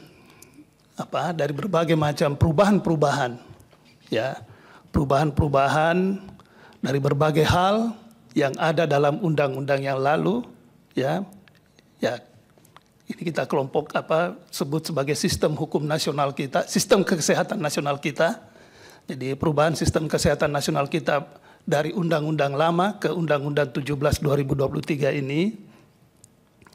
Apakah sebetulnya Pak Menteri ingin menyampaikan ini bahwa Pak Menteri hendak mengatakan bahwa dengan sistem sistem kesehatan nasional kita yang berdasarkan Undang-Undang 17 2023 ini telah terjadi perubahan paradigma di bidang kesehatan, di bidang pelayanan kesehatan. Jadi terjadi perubahan paradigma di bidang pelayanan kesehatan yang lebih berbasis pada kepentingan pasien, masyarakat atau kemaslahatan orang banyak, ya, dan lebih efektif, efisien serta merata. Apakah ini yang ingin di-underline oleh Pak Menteri yang tadi menjelaskan 12 hal tersebut tadi? Karena ini semua saya menangkapnya, oh ini ada perubahan-perubahan ini karena ada perubahan paradigma, ya, yang lebih menitik beratkan pada yang tadi Pak Menteri sebut pasien, masyarakat, ya, kemudian efektif, efisien. Nah, apakah memang ini yang terjadi di negara kita ini? Sehingga ini kemudian dijemput dengan, ya harus dengan Undang-Undang 7 seperti dalam yang disebutkan dalam Undang-Undang 17 2023. Saya tidak membicarakan komponen-komponennya karena kalau itu pertanyaan saya jadi banyak gitu. Tapi cukup ini saya mau mengatakan apakah sebetulnya Pak Menteri ingin menyatakan bahwa ini, ya, please para dokter sekarang ini paradigmanya sudah berubah, ya, sehingga mau tidak mau, ya, mau tidak mau, suka tidak suka, semua harus menyesuaikan dengan paradigma ini, ya, sehingga ini yang lebih sejalan dengan, ya, tujuan nasional kita yang dalam rangka kesejahteraan umum gitu. Nah, apakah itu? Nah, kalau memang seperti itu, ya, yang saya sebetulnya tadi terakhir saya pengen dengar itu kesimpulannya, bahwa kesimpulan dari apa yang disampaikan tadi ada perubahan paradigma di bidang pelayanan kesehatan. Nah, mungkin itu. Nah, kalau memang itu nanti bisa disampaikan dalam keterangan tambahan kalau Pak Menteri ingin menyampaikan. Tetapi itu juga perlu beberapa item yang disampaikan oleh Pak Menteri perlu juga dilengkapi dengan penguatan argumentasi. Misalnya ada beberapa aspek kita mau mendengar ini benchmarknya di mana, ya, ini best practice-nya ini di mana ini, di negara mana nih? Ya, tadi contohnya misalnya kalau itu dari organisasi tunggal kemudian yang multi itu kan ada beberapa. Nah, ini yang perlu disampaikan. Apakah memang trennya mengarah ke sana? Sehingga ya kita juga teman-teman misalnya para yang profesi dokter ya juga harus menyesuaikan dengan tren global. Karena bagaimanapun juga isu kesehatan ini ya isu global. Bukan isu hanya di tanah air kita. Mungkin itu ya pikiran saya. Dan kalau memang seperti itu ini tolong dijelaskan, ditambahkan dalam keterangan tambahan Pak Menteri nanti kalau ini. Termasuk tadi best practice-nya maupun benchmarking di negara-negara mana terjadi seperti yang Pak Menteri jelaskan tadi di paparannya. Mungkin itu dari saya, Pak Ketua. Terima kasih, saya kembalikan ke Pak Ketua. Prof. Saldi, silakan Yang Mulia. Terima kasih Pak Ketua. Pak Menteri, terima kasih sudah datang. Saya nggak tahu kapan Pak Menteri pertama datang ke Mahkamah. Jangan-jangan sekarang ya. Sudah ada juga sebelumnya ya. Lupa namanya Pak. Orang kalau sudah jarang ketemu jadi lupa begitu. Sebetulnya Pak Menteri, ini kan ada banyak ya permohonan tentang material Undang-Undang Kesehatan. Kami sudah menyampaikan beberapa hal kepada perwakilan pemerintah untuk melakukan, misalnya kita di sidang sebelumnya minta, ayo dong bicara baik-baik lagi semua. Dan saya sudah baca juga Pak Menteri sudah undang beberapa dekan ya kalau nggak salah, dan tidak ada yang mau hadir. Itu soal yang harus Pak Menteri selesaikan. Itu gimana caranya begitu. Karena begini Pak Menteri, ini kan isu yang very complicated isu sebetulnya. Yang harusnya proses penglibatan semua pihak itu memang harus lebih intensif. Tapi ini kan kita tidak bicara soal uji formil lagi, itu sudah selesai. Tapi bukan berarti tidak ada ruang bagi pihak-pihak yang bertikai ini dalam tanda petik, biar agak lebih kedengarannya lebih mudah dipahami, bisa menawarkan solusi kepada mahkamah. Ini loh, ini kalau zero sum game, main-main menang-menang kalah-kalahan kan berbahaya untuk soal-soal yang seperti ini. Nah, kami menyampaikan sebelumnya bertemu pihak-pihak ini supaya nanti ada kerangka solusi yang jauh lebih konstruktif yang bisa ditawarkan. Bisa nanti disampaikan bersama-sama. Ini loh yang kami sepakati bersama-sama terkait dengan beberapa isu. Nah, itu sih sebetulnya tujuannya. Kenapa? Kalau begitu kami memutuskan, nah itu sudah repot, sudah sampai di tahap itu.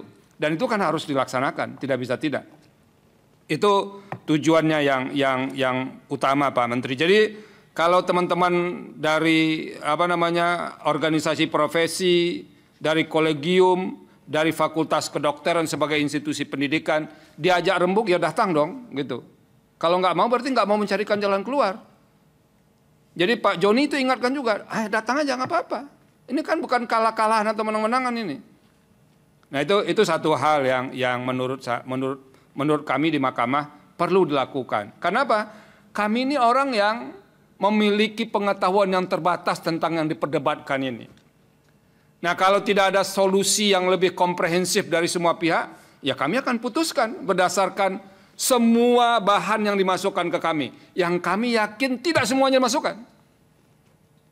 Itu Pak Menteri. Misalnya, kami pernah minta, tolong dong pemerintah sampaikan kepada kami. Apa sih catatan jelek pemerintah nih soal ID misalnya? Kita bicara terus terang saja. Ada bukunya setebal apa sih kajian yang dilakukan. Jadi tidak berdasarkan kesimpulan yang asumtif. Jadi kalau Pak Menteri punya dengan pemerintah, tim pemerintah, ini loh catatan kami terhadap ID selama ini, sehingga kami kemudian membuka katup yang sudah diputuskan Mahkamah Konstitusi sebagai organisasi tunggal. Nah itu harus disampaikan, jangan disembunyikan. Saya sudah sampaikan kepada Pak Sekjen, Pak Dirjen, Pak Staf Ahli, tolong disampaikan kepada Mahkamah apa hasil telaah. Agar kami tahu juga, oh kalau begini memang nggak bisa dipertahankan tunggal ini, harus dibuka ruang. Karena Pak Menteri di ruang sidang ini ada Pak Judil Heri ini. Itu beliau termasuk orang yang nyinyir terhadap ID dulunya, mengajukan permohonan ke sini. Ya nih semuanya kan tahu, Pak Joni juga yang ada di sini kan. Tapi informasi itu nggak pernah masuk ke kami. Apa sih yang diperdebatkan di luar panggung itu? Nah tolong itu disampaikan kepada kami Pak Menteri. Karena begini biasanya kalau pembentuk undang-undang mau mengubah sebuah undang-undang, biasanya ditanya dulu kepada usernya. Usernya kan tidak ID saja. Jadi kalau sini mangguk-mangguk tidak ID saja. Kepada rakyat yang paling penting, apa sih problem selama ini. Tapi ID ditanya juga, kolegium ditanya juga, fakultas kedokteran ditanya juga. Nah, tolong itu kalau ada kajiannya, Pak Menteri, supaya kami bisa diberi pengayaan terhadap itu.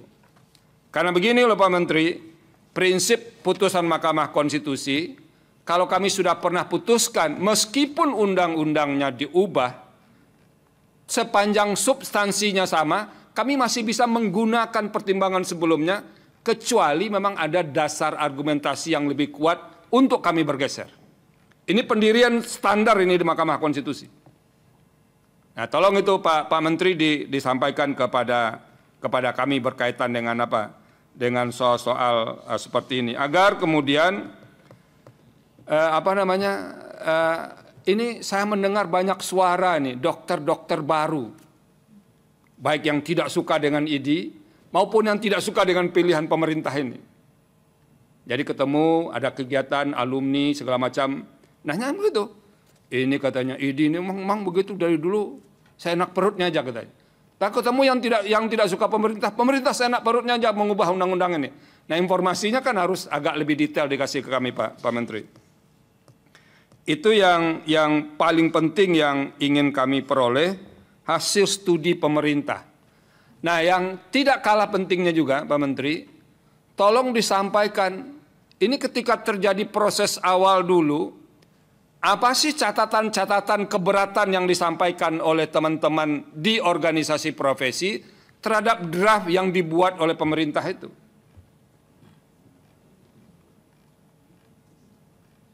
Nah, itu Pak Menteri, supaya kami bisa melihat juga dan apa yang dijelaskan oleh pemerintah terhadap apa? Terhadap organisasi-organisasi itu. Itu yang apa? Yang soal apa? Meskipun kami di Mahkamah transformasi, mereform itu menjadi sesuatu keniscayaan. Jadi kalau orang mau dengan posisi tidak berubah, itu namanya pemelihara status quo. Kita juga imbau kemarin Pak Menteri, supaya ID koreksi diri juga. Kita sampaikan di sini. Nah, kita mau, karena pemerintah itu yang dapat amanat untuk tujuan bernegara di bidang kesehatan, ya memang tidak mungkin menghabiskan peran pemerintah, tidak memberikan peran ke pemerintah itu tidak masuk akal. Tetapi tidak boleh pula menghilangkan peran yang lain-lain itu. Nah, itu saja sih poin kita. Soal ini kan sudah berulang disampaikan ke Mahkamah Konstitusi. Tolong Pak Menteri, Bapak pesankan kepada staf Bapak, supaya yang diminta tadi disediakan. Ini kalau ada Pak Menteri yang perintahkan, jalannya biasanya lebih cepat ini. Nah itu, terima kasih Pak Ketua. Baik, sudah habis dari Hakim, Pak Menteri dan dari pemerintah. Nanti supaya ditambahkan dalam keterangan tertulis Pak, karena tadi ada permintaan yang hari ini tidak atau belum disampaikan, yang intinya kejujuran, keterbukaan itu supaya kenapa hal-hal lama itu kemudian tidak dipertahankan, mungkin ada sesuatu yang disembunyikan yang belum disampaikan tadi. Itu oleh karena itu kami lebih memilih untuk keterangannya nanti ditambahkan dalam keterangan tambahan tertulis. Sekalian sedikit saya dari saya Pak Menteri, kalau peluang dapat organisasi itu lebih dari satu, saya tidak melihat desain kode etik dan majelis etiknya seperti apa ya Pak? Apakah satu kode etik dan majelis etik, ataukah nanti masing-masing organisasi karena merujuk pasal 28 tadi kemudian bisa semaunya sendiri membuat kode etik dan majelis etik? Sehingga nanti ada dokter di organisasi lain yang sudah pernah dikenakan sanksi bisa masuk di organisasi yang satunya lagi, seperti dimungkinkan advokat misalnya tadi yang disampaikan yang mulia Pak Arsul tadi. Itu kan sangat berbahaya karena standar ini kan harus satu, kuat dan harus erat, sebenarnya kan begitu, karena tidak boleh ada multi standar karena ini berkaitan dengan soal nyawa orang kan, nyawa manusia. Kemudian yang kedua dari saya Pak Menteri, sebagian keterangan tadi kalau saya cermati sudah argumentatif ya keterangan tadi. Tapi Nah, barangkali ini pernah yang disampaikan para hakim di persidangan sebelumnya. Apakah memang ada peraturan-peraturan pelaksanaannya yang kemudian bermasalah, Pak Menteri? Nah, kami mohon diberikan inventarisasinya, berapa perkara yang diuji di Mahkamah Agung yang menjadi peraturan organiknya daripada undang-undang ini, Pak. Nah, ini barangkali kemudian ada pembelokan-pembelokan dalam arti dalam tanda petik ya, pembelokan-pembelokan di aturan pelaksanaannya. Meskipun ini bukan menjadi kewenangan MK, tapi paling tidak kita ingin tahu originalitasnya, norma sebenarnya seperti apa. Itu. Mungkin itu saja dari saya tambahannya Pak Menteri. Atau sementara kan ada yang disampaikan, silakan. Boleh. Singkat-singkat nanti sebelum ditambahkan secara tertulis. Jadi memang karena saya yang menggelitik, artinya kita kurang baik mungkin menjelaskan itu pertanyaan Ibu Eni, pertanyaan Pak Arief, pertanyaan Pak Guntur. Ini pemerintah apa sih maunya gitu, ngerubah ini kan, lepas bahwa nanti ada 12 atau 25, tapi itu kan ditanya maunya apa. Bapak Ibu, sebenarnya pemerintah itu semuanya kami ingin Indonesia jadi negara maju. Itu Indonesia emas. Negara maju itu definisinya sangat jelas, Pak. Itu pendapatan per kapitanya harus 14.800 US dollar. Kita tuh 4.800. Itu yang kemudian kalau saya terjemahkan rata-rata per bulannya 15 juta. Kita sekarang di posisi 5 juta. Jadi dalam waktu berapa puluh tahun ini kita harus naik dari 5 juta ke 15 juta. Kalau enggak kita enggak akan jadi negara maju. Nah, catatan kedua yang bermasalah di sisi kesehatan, karena di sejarah bangsa-bangsa di dunia, potensi negara maju itu terjadi pada saat puncak bonus demografi. Karena pada saat itulah jumlah pendapatan paling banyak. Karena orang yang produktifnya banyak. Begitu udah lewat yang usia tua kayak saya lansia ini turun, ini kan tidak produktif sehingga nggak bisa menaikkan GNI per kapitanya itu jadi tinggi. Nah itu terjadi di 2030-2035 Pak. Kalau bangsa Indonesia gagal menjadi negara maju, gagal menembus 14.800 antara 2035-2040, seumur hidup Pak, anak kita, cucu kita akan tinggal di negara berkembang. Biasanya orang ekonomi bilangnya middle income trap. Jadi kita akan berdosa seumur hidup kita karena membiarkan negara Indonesia tidak bisa break the barrier negara maju pada saat puncak bonus demografi. Nah sekarang gimana supaya kita bisa masuk?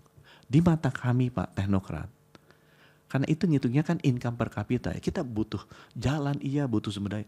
Tapi kan objeknya orangnya Pak. Negara maju tuh income-nya 14.800. Orangnya 14.800 tuh harus sehat dan pintar. Kalau dia tidak sehat dan pintar tidak mungkin masuk. Itu sebabnya kesehatan dan pendidikan itu nggak boleh sampai miss dalam puncak bonus demografi ini. Nah sekarang pertanyaan berikutnya tugas saya, gimana mau sehat? Sehat itu Pak, ini yang mendasar di undang-undang ini sebenarnya. Yang kita bicarakan hanya satu dari 6 pilar saja yang rame ini. Untuk bikin sehat, paradigma yang berubah tadi ditanya perubahan paradigmanya adalah tugas Menteri Kesehatan di seluruh dunia. Itu namanya Menteri Kesehatan Pak. Bukan Menteri Kesakitan atau Menteri Kedokteran. Tugas Menteri Kesehatan menjaga masyarakatnya tetap sehat. Bukan hanya mengobati orang sakit. Waktu saya masuk Pak, 80% waktu saya, 80% saya itu mengobati orang sakit. Ini menjaga harus tetap sehat. Nah kita lakukan reform di 6 bidang. Puskesmasnya harus lebih lihat di rumah sakit, bidangnya apanya itu. Nah salah satu untuk menjaga orang sehat Pak, masalah utamanya itu mahal Pak. Kesehatan itu mahal. Bapak kalau lihat kenaikan di seluruh dunia itu biayanya tinggi sekali. Nah cara supaya kita bisa murah adalah benar-benar memastikan dia jangan sampai sakit. Jadi daripada ngurusin orang dokter spesialis dia kena serangan jantung, pasang kateter, pasang ring, dia harusnya sejak sekarang harus rajin lari, makanya dijaga. Kalau darah tinggi minum obat, kalau gula minum obat. Jangan sampai dia kena serangan jantung, jangan sampai serangan ginjal. Nah untuk itu, salah satu kenapa isu ini keluar, kita lakukan reform di 6 bidang. Di bidang layanan primernya, rumah sakitnya, pembiayaan kesehatan juga besar sekali. Tapi yang paling ramai adalah yang ini, masalah sumber daya. Kenapa kita rubah? Karena sumber daya kita kekurangan sekali. Kekurangan sekali. Itu sebabnya the biggest ever reform itu dilakukan sumber daya. Begitu kita dorong, disinilah konflik itu terjadi. Jadi kalau ditanya apa sih latar belakangnya, apa yang mendasar, kita harus Bapak Ibu 2035 lewat. Kalau enggak, dosa kita karena cuci kita. Dan ya, nanti itu ditambahkan di keterangan tadi. Itu sebabnya kenapa kemudian kita melakukan reformasi ini, termasuk juga reformasi organisasi profesi untuk bisa mengejar arah sana. Dan saya bilang, Pak, kalau kita menjadikan masyarakat kita sehat, tugasnya kita itu emang fokusnya masih ke sana. Pak Menteri, sedikit. Iya. Ini kan susah nih lawan orang perbankan ini. Enggak Pak. Gini, kalau Pak Menteri jelaskan argumentasi itu dengan detail, dengan kebutuhan. Pertanyaan saya kan dengan penjelasan Pak Menteri tadi, apakah reformasi institusi di bidang kesehatan itu dilakukan karena ada hasil studi yang mengatakan institusi yang ada selama ini itu tidak akan mendukung transformasi kesehatan ini. Pak Menteri bicara terus terang aja, nggak usah berbelok-belok juga Pak. Ini forumnya terbuka ini. Sampaikan aja. Makanya tadi saya minta tolong dong datanya yang membuktikan itu disampaikan ke kita begitu. Ini Pak Sekjen di sebelah itu sudah senyum-senyum itu. Gitu. Sampaikan aja Pak. Kalau di DPR Bapak mungkin kena marah, di sini Anda akan dimarahi kok. Jadi memang Pak, nanti saya janji saya akan sampaikan data-datanya semua yang ada hasil riset akademisnya kita ada. Mungkin satu lagi yang terakhir yang saya sampaikan Pak, bahwa memang banyak sekali pertanyaan ini multi bar single bar. Itu tadi saya rasa juga itu selain asmabul tadinya ini single bar multi bar. Pak, sebenarnya di tahun 2004 atau 2004 yang konsil itu ya 2004 ya. Saya merasa itu hebatnya teman-teman perumus undang-undang udah lakukan, Pak, supaya nggak ada perbedaan etik, nggak ada perbedaan standar pelayanan, profesi, orang masuk blacklist di satu bisa masuk ke yang lain, itu kan, itu justru harus satu kan pencatatannya. Nah itu dibikin yang namanya konsil, dulu namanya Konsil Kedokteran Indonesia, sekarang kita rubah namanya saja dirubah Konsil Kesehatan Indonesia. Ini report langsung ke Presiden, Pak, hanya melalui saya. Nah, semua standar-standar itu dilakukan di konsil, Pak. Jadi nggak mungkin standar profesinya beda, nggak mungkin standar pelayanannya beda, nggak mungkin standar ininya beda. Justru dengan itu dilakukan di konsil, dan konsil itu report ke Presiden. Jadi apapun organisasi profesi yang menurut saya, kenapa saya ditanya, kenapa nggak di organisasi profesinya? Pak, itu is to avoid conflict of interest. Organisasi profesi disusun oleh anggotanya, bertujuan mensejahterakan anggotanya.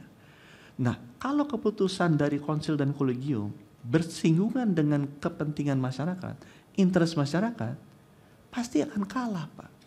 Dan itu yang kita lihat beberapa kali. Hemodialisa contohnya, saya bisa kasih contoh lebih banyak dari itu.